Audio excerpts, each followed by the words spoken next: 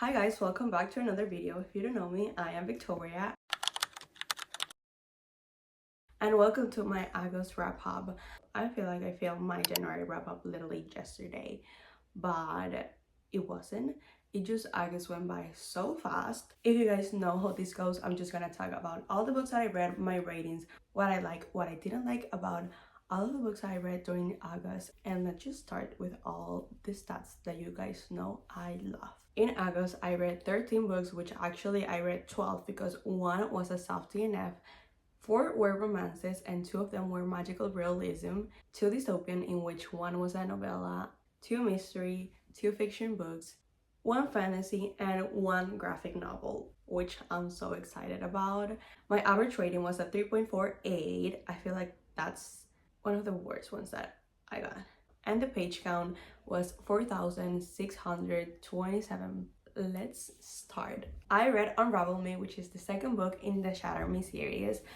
I just was so excited about this one. I just wanted to see how everything that happened in Shatter Me was going to be dealt with. And the first 50% of this book, it was just so slow, so much training, so much Juliet whining and being so annoying, but I just understood why she was acting the way that she was. But I was so excited to see some character development in this, and we got it. But like the first half of the book, I feel like this book could have been shorter. I just didn't really enjoy the plot of the first half of the book, and it wasn't what I was expecting. The pace was kind of off for me, and then we get to half of this book and it got so good. Like the plot just picked up. Aaron just was the best in this book. There's so many things that happened that I just didn't see coming, and that I was so surprised by it. Definitely isn't my favorite. I like Shatter Me more, but this was a 3 stars, and I'm so excited to get to the next book because I know people love Ignite Me. Ruthless Vows by Rebecca Ross. If you guys watch my book talk, you guys saw that this is one of the books that I just been putting off, that I wanted to definitely read by the end of this year, and I did. I feel so accomplished when I finished this because this has been on my TBR since like last year when it came out, and I was so excited about this when it came out, but I just didn't read it at that time because I was reading other books. When I was just starting seeing all of the ratings and the reviews about this book, it just kind of felt disappointing, and I was just didn't want to feel that because I love Divine Rivals. I gave that book a 5 stars, and I was just so excited for this one. The cliffhanger that Divine Rivals left was so heartbreaking and so much that I just needed to read this book. And then everyone was giving mixed reviews. Some people loved it, so many people didn't, and I was so sad, and I just didn't want to feel that, and I just put this off until now. And it definitely wasn't what I was expecting, but it definitely wasn't the worst. This is the second book in the Letters of Enchantment series. If you guys know, it's just a duology. It's Divine Rivals and then this book. I don't want to spoil the book for you, but I'm just gonna tell you what Divine Rivals is about. Iris, whose brothers goes into war. They're living in a war between 2 gods, and her brother goes there to support this Emba, and she hasn't heard from him for a long time, and she tries to send him a letter. She just gets another letter, but it's not from her brother, it's from someone else, and it's about this 2 person talking to each other, sending them letters. The letter were the best part about Divine Rivals. The writing was just so beautiful, and they start talking, forming a connection, but then Iris goes down to where the war is happening. Like, I don't know how that's called. So many things happening. It's a little bit of Rivals to Lovers, but it's also like, it's not, but like the romance is so beautiful. My problem with this book is that Divine Rivals just was so good, and the romance, it was honestly what kept me going on that book, because I couldn't care less about the fantasy and about the war and what was happening with the gods, and this was just so focused on the fantasy and about the war and with the gods, that the romance, it was a part of it, but it wasn't the forefront. It just, I feel like the author couldn't keep a balance between both. I gave this a 4 stars. I had complaints, obviously I read this in a reading blog, and if you guys saw it, you know what I mean, but like I said in that video, it just felt like a dishonor to give it this book any less, because this story is so beautiful. It's so beautifully written, and I just love the stories, and I love the characters, that I couldn't give it any less than 4 stars. Wait, I don't have that book with me. Nora Goes Oscar by Annabelle Monaghan. If you guys know, I also love this author and her books. I really enjoyed her writing and her storytelling, and also how short her books are.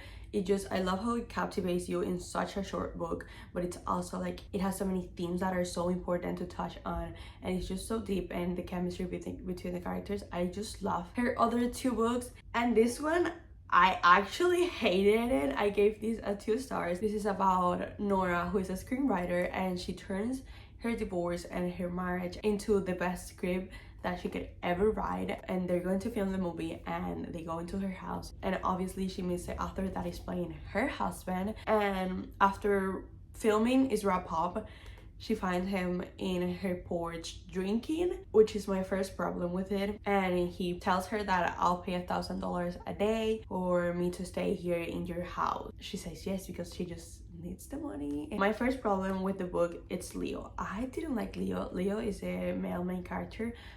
I actually hated him. I honestly don't remember many things about this book because it just blocked it off my mind.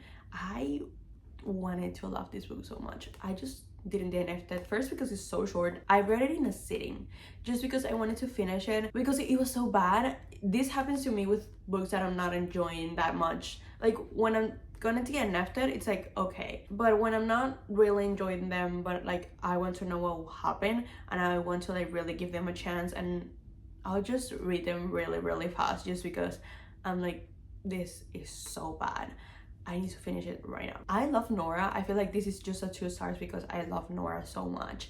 But Leo, I hated him with my gut. I couldn't stand him. Also, the romance just fell out of nowhere. Like, just because a man loves your kids doesn't mean that he's going to be your man or that it's the best choice for you. I honestly don't know what happened with this. It just, like I said, the romance fell flat out of nowhere. It happened in literally like a week. They were sleeping together and in love, and like I couldn't stand it. 40% of the book, I think even more, they weren't even together, which doesn't even make sense to me. And the third act breakup literally just was the most stupid thing ever and could have been solved in like just a phone call. And I don't want to talk about it anymore. I read Truly Devious by Maureen Johnson. This is a mystery about a girl who goes into this like private school, and she's trying to solve the mystery that happened decades ago, while at the same time another murder mystery is happening, and she's trying to figure everything that happened, also trying to help out in this one. I was so excited for this. Like I heard so many good things about this. I just been putting this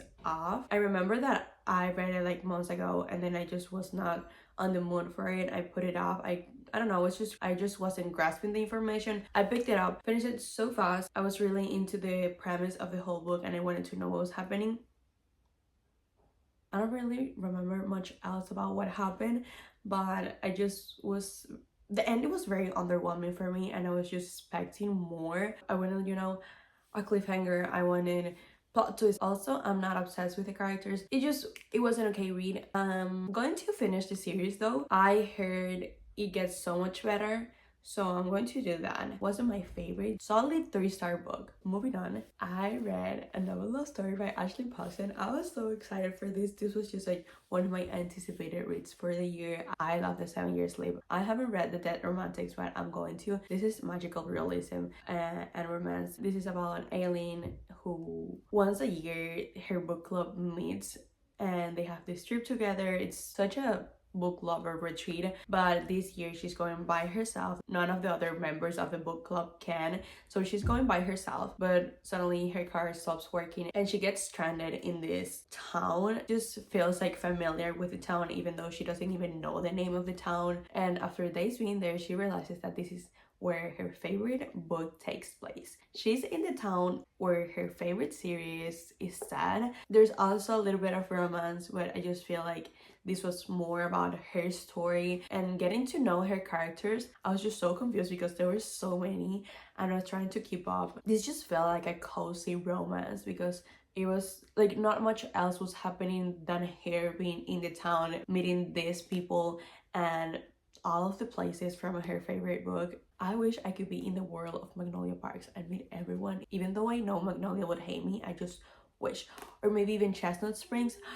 what I would give to be in that world alone. It's also a little bit of mystery on who this man is, because the man that she meets, this grumpy guy, he's not in the books. We're trying to figure everything out, and obviously there's a romance, and I love the chemistry between them, the tension between them, the chemistry, and just the little glances. I loved it, and it was a little bit rushed at the ending, but I just loved them together, and I just love the tension between them, and I just love the whole concept of this book. And Ashley Poston writing is just the best. The way that she writes, it just gets me. It's so beautiful, and I don't know, I love the magical realism of this book.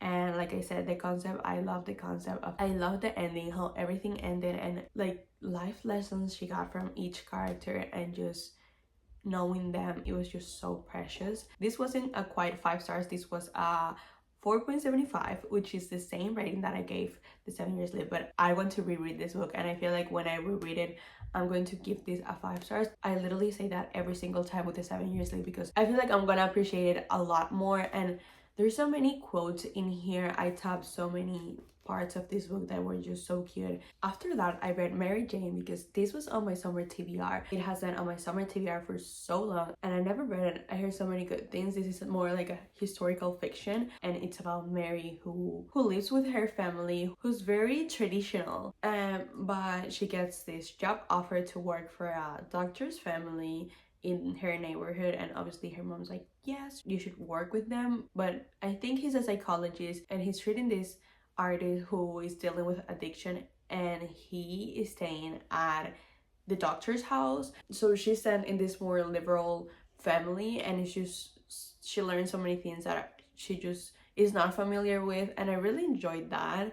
I really enjoyed the characters as well, but it's just, this wasn't a story that's gonna change my life. I was bored throughout most of the book because not many things were happening. It's also like a coming of age story. It was just, you know, daily life happening. I enjoyed it, but that was it. Nothing more, nothing less. And yeah, then I read The Love of My Afterlife. I was so excited for this. Look at this cover, it's so cute. This is by Kirsten Greenwood. This was the book that we had to read for the book club that I'm in August. This is about Delphi, who suddenly dies out of nowhere, and she is sent to the afterlife and meets this like afterlife therapist. And while she's there, she also meets someone, Jonah. They have like sudden chemistry and tension, and the therapist is a hopeless romantic, and she's like, I'm gonna send you back to Earth, and you have 10 days to get him to give you a kiss, and if you get the kiss, you're gonna stay, and then you're not gonna die. Obviously, this is also magic realism, and this was just so silly. This was just a funny and silly book that I enjoyed for most part of this book. There was a plot twist that saved the book for me. I kind of picked it up really fast, but I enjoyed that so much. I really like both characters, and I feel like this is just like a palate cleanser book. It's so short that you can read so fast. I just went into it with like not taking it too seriously, because I just knew this was like just funny and like a rom-com, and it was what it was offering. It wasn't too deep, but I enjoyed that there were like also little lessons in it. Sometimes I couldn't feel the chemistry between the both characters, but overall I enjoyed it. I give this a 3 stars, and I would just recommend it if you need a really fast book, really silly. I laughed so many times, so if you're looking for that, you should definitely read this. It's not gonna change your life. It's not gonna be the best romance ever or like the best book ever, just a rom-com that I enjoyed, and if you're looking for it, you should read it. And then I read, this is my soft DNF of the month. This is Dance of Thieves by Mary E. Pearson. I heard so many good things about this book, and I stopped literally in the middle of a chapter because I was just done with it, because I was starting school and I didn't have time to read it. I was just not in the mood for this type of fantasies, and I was like, I'm not in the mood. I'm not gonna read something that I'm not in the mood to be reading.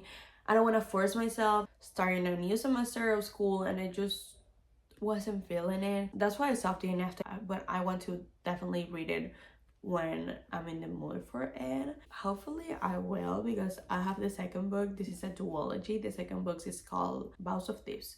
So yeah, I spent like a week trying to read that book. and I just needed something fast-paced. So I read the next novella that I had in Shatter Me, which is Fracture Me. If you guys read Shatter Me, you guys know this is Adam's point of view, his novella. The way I hate him, if you guys saw my reading blog for Unravel Me, which is finishing series, you guys know I hate him so much. But it's just, I can't with him, and I felt like this was going to be worse, and it wasn't. Like, obviously it was bad being his point of view, and there's so many things that he said that just infuriated me. But you know, it was what I needed. It was like 70 pages. I read it in like less than an hour, and I don't give ratings to novella, so yeah. I read The Perfect Couple by Ellen Hildebrand because I knew The Perfect Couple was gonna come out on Netflix, so I wanted to read the book, obviously. It's about a couple who is going to get married in Nantucket, and but suddenly the maid of honor turns out dead. There's the mystery of everything that was happening. I was expecting a big ending with the hype of this book, and with, I don't know, I was just expecting a big ending and a plot twist, but it wasn't that. It definitely wasn't, and it was just very underwhelming and disappointed. However, I did enjoy the characters and the storyline throughout the book. That's why it's a 3.5, because even though I hated the ending, it was an okay read. I enjoyed the characters. I was not bored. I was trying to figure it out who killed her and everything that was happening, and I was enjoying also the side characters and stories that we were getting. And yeah, just that. It was just underwhelming. That's my word for the ending. I read Keeping 13. This is the second book in the Voice of Thomas series. This is Johnny's and Shannon's book. This is their last book, which is so sad because I love them so much, but I am so excited to start the other books in the series because I know people love Joey. This is obviously following the ending of Binding 13. It literally starts where Binding 13 finished, and if you guys know, it ended very bad. I was left sobbing. I'm not gonna say obviously the premise of this book because it's a series and I don't want to spoil anything, but it's just following them and their traumas and them healing and them finding like a happy for now. If I believe in soulmates, it would be definitely them, their soulmates. And the way Johnny is with her and how he helps her, and he's just the best support ever for everything that's happening, and he's just so protective of her. I love that so much. Johnny's definitely one of my favorite book boyfriends ever. Shannon, I love Shannon so much. I just want to give her a hug, and she's so precious. She's like so cute. My only complaint, it's too long, and there's so many scenes that were repetitive, more like throughout the second half of the book. Like the ending just took too long to be there, but I kind of understand because please check trigger warnings because this book deals with so many heavy topics, and I kind of understand why it was so long, but at the same time there were so many like scenes that were just like maybe we didn't need them.